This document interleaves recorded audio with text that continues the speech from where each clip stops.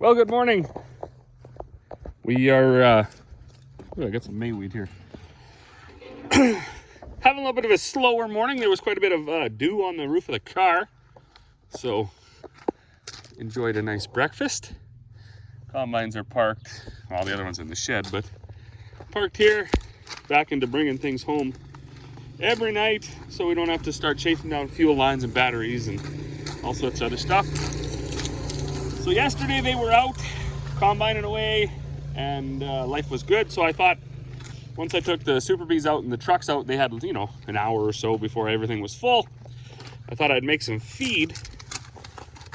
And when I walked away from the mill, I could see underneath of it, of course it was over there, right? But oil pouring out. So I give her the old hard shutdown. And there was that cap right there. That hub cap or whatever, the hub dust thing, it had pushed off or whatever, and the oil was leaking out. So instead of just smacking it back up there and filling it back up with oil, we are going to take it off and take the gearbox apart again and look in there. Something must have come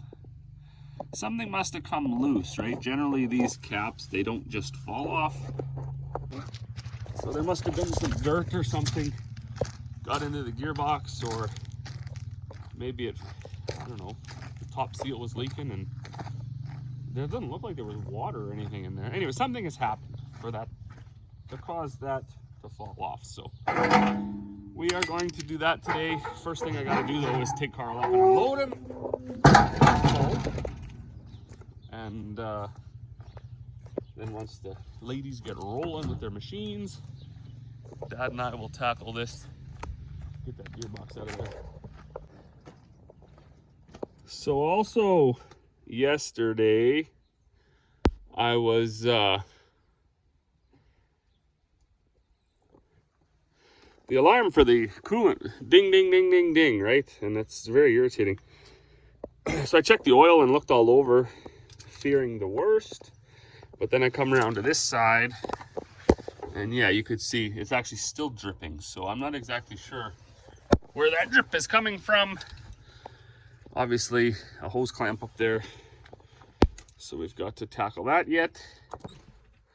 It's also a Russian roulette every morning if it's going to start or if it's going to be dead. It started the last few days no problem, so we'll see what happens today.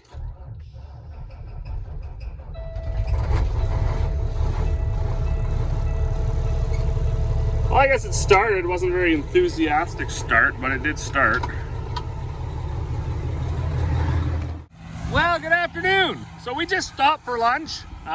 We washed out the rad on this 9750. Corey took it into the yard.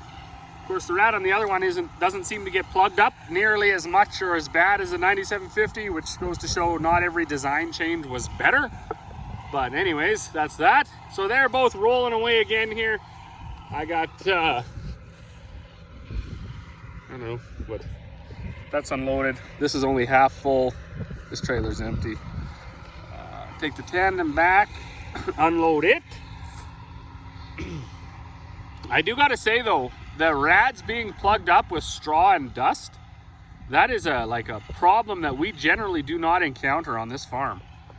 So my whole life, as much as I can remember, falls or harvests, they were cold, they were damp, the fields were muddy. It was just awful. And that's in my memory more often than not. That's how harvest was for us. But these last 5 years, it's been like 20, 30 degree days. The grain's been dry, the straw's been dry, the ground's been dry. So now we're encountering a whole bunch of problems that we didn't know we didn't know we'd ever face. Because when you're combining and the grain's dry and the straw's dry and there's a little bit of a breeze and you're say going east and west, the stuff all blows up around your cab, right, and around your engine compartment. If you're combining and the grain is testing 22 moisture and the straw is almost too wet to cut and the field's muddy, it doesn't matter if you cut east and west. There's no dust or straw or nothing. But anyways, we are learning and we are adapting. I'm going to take this truck back and get it unloaded. I got a little bit of a fear that she went around the field here and she said she did see 15 on her monitor, but she also said something about the moisture correction isn't right or whatever, or she didn't change it, or she changed it too high to err on the side of caution. I don't even understand that. She does. She runs that combine pretty much. Well, if she's not in it, my dad's in it, and he doesn't run it very much anymore, so I'll trust her. I'll take her word for it. She says it's still probably dry, but I don't know. There's no way to sample it. A guy needs one of them probes, like from the grain elevator. Should invest in one of those in the farmyard here so you can drive in and probe your chuck. Because I'm not climbing up there and driving my hands down into the barley to try to get a sample. I'm just gonna, we're gonna risk it. All the other grain's been 12, 11, 12, so I highly doubt the outside around here was 15. Well, good evening. I am moseying back on up to the barley field they are harvesting, but when I went to pick up this truck, as I was walking across the field over to the east, I noticed a massive plume of smoke, if you will. And of course, me being me, I reached out to a few people who would know what was going on. The fact that they're firemen and fire whatever people. And the initial report seemed to be there is actually a field of grain on fire. So I hope that that's not causing too much devastation for whoever it is, you know. Hopefully, if anything, it's just the stubble caught fire or something and it's not actually a field of grain. But hopefully everybody's alright over there. It looks pretty wild from the top of the hill. So now that I'm stopped up here on the approach, that is our view of whatever is happening over there. I think that, oh, my finger won't let it focus, but just to the left there, I think that's the Albright elevators. Used to be grain elevators, now it's for frac sand. I think that's what those are. And that big old fire there, apparently, yeah, that's apparently a field on fire. Well, good morning.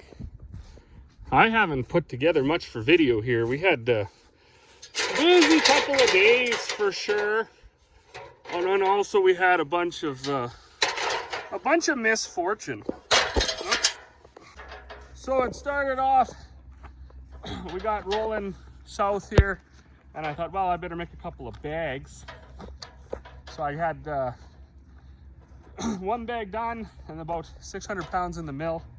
I looked under the mill and it was just pouring oil out of there. So some bearings in the gearbox had left the chat, and that was that.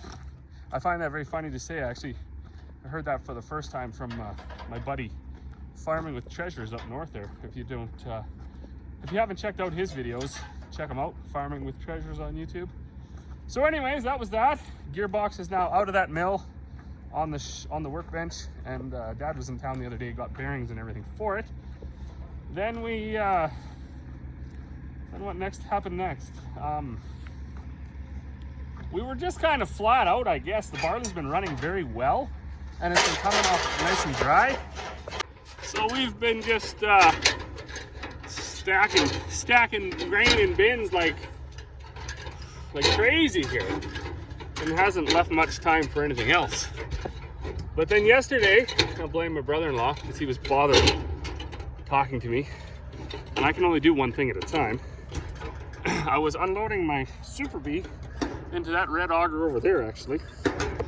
And I think what happened, because I didn't unload the whole load on the ground, when I switched from one hopper to the next and the auger ran empty, I have a feeling at that point it lifted up out of the bin, because those augers settle quite a bit when they're full, and then the wind blew the spout, and when I filled it again, it blew the spout out enough to unload, well, half of a truckload onto the ground. So that was that. Obviously 100% not my fault because I don't make mistakes. But that sucked. So we got that all cleaned up yesterday too. And then Dad's getting a cock shut and our yellow auger so we can unload Carl, because this red auger is just way too big and it doesn't really fit right here because we have this landscaping nightmare where it like drops down. There used to be bins right here. That auger is just way too long that if I had it set up here, I would be like way over. Oh, it might have worked, I guess. I'd be way over. I'd be in this abomination. So we're gonna use the shorter red one. The swing is set the right way. Of course, you can swing those swing hoppers from either side of the tractor, but then you got to unhook the tractor, and then you got to flip around the winch and everything. And it's probably just easier just to go get this auger. It's only going to be 2 loads now that we're into these 4,000 bushel bins. It's just 2 Super B loads to fill it up, so it's not the end of the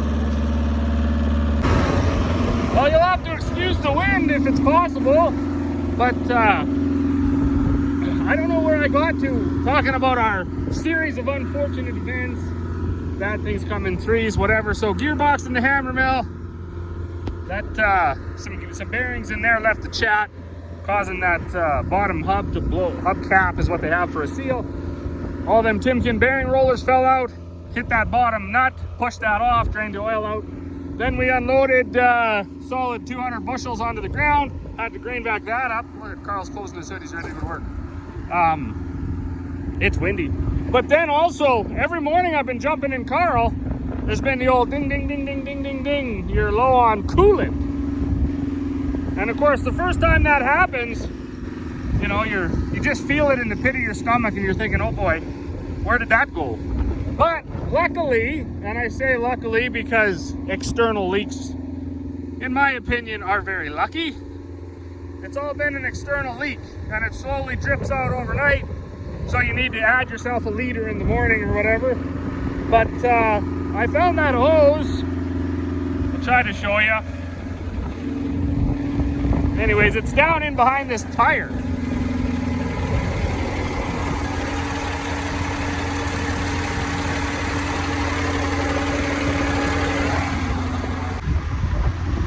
So that's been a bit of a test in futility, trying to tighten it, loosen it, move it. I actually think the hose is cracked, not even the hose clamp is loose. I think the hose is actually cracked. So Dad's down in the shop fixing up some more 50-50 and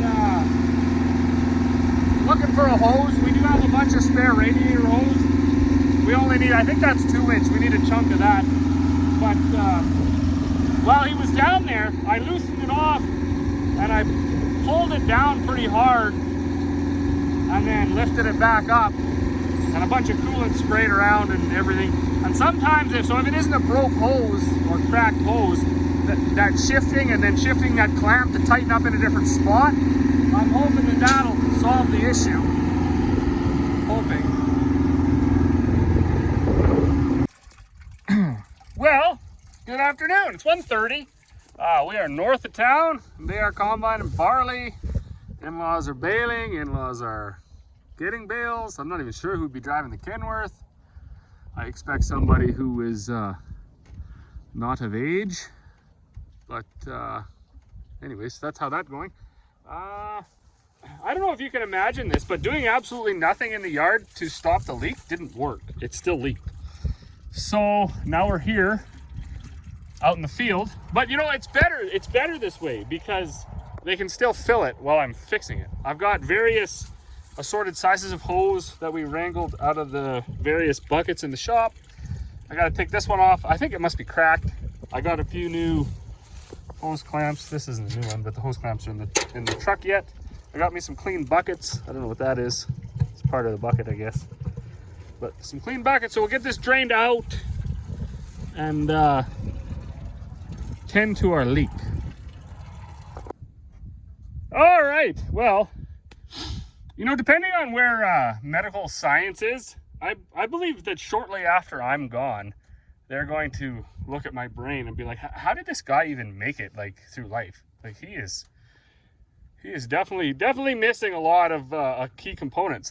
So I just spent like 5 minutes scalding my hands trying to get this off because that pipe was uncomfortably warm. There was a pair of gloves sitting right here. So we do things to ourselves, that's for sure. Anyways, we did have this hunk of hose laying around. Looks to be about the right size. As you can see in here, I found this without a lot of science. Oh, I already lost it again. This hose is cracked right there. See it crack? There's your sign. So anyways, no matter how tight I was going to make that clamp, it was not going to hold. But it's probably long enough I could get it in there, but I'm going to use this one if I can get it on. Okay, well, look at this. We got the reservoir full. We got the new hose on. Hose clamps tightened up. And at this point, there is no drip. So for the time, we're going to say, take that, future medical science. Looks like this guy doesn't ride the struggle bus so much after all. All right, well, I was just under the old Kenworth here. Checking, still don't have a leak, so that's a big thumbs up for this guy. But as I was looking out on their last few rounds here, it's interesting, you know, I think most of us, we always kind of wonder, hey, what it's like on the other side, or think it's better, blah, blah, blah. And we're no different. You know, we always thought if we could own some land, like our farm is way over to the west, over there somewhere.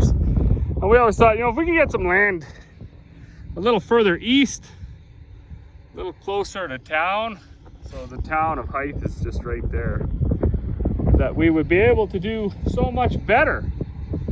And I don't know, since we've bought this quarter, like I think 10 years ago, 11 years ago, it's been our like least producing quarter. But I will say, I will never regret buying it. And I've joked before that if we had to buy this quarter over here, just so that our land over there would get jealous and be more productive, or we'd start to get the rains at the right time and not always at the wrong time, it was still money well spent. But it was surprising. It definitely was surprising to us, and especially my dad, you know, as he always watched everybody else pull down big crops, that you know, to finally get over here and start farming some of this land and see that it's just, you know, it's just another piece of dirt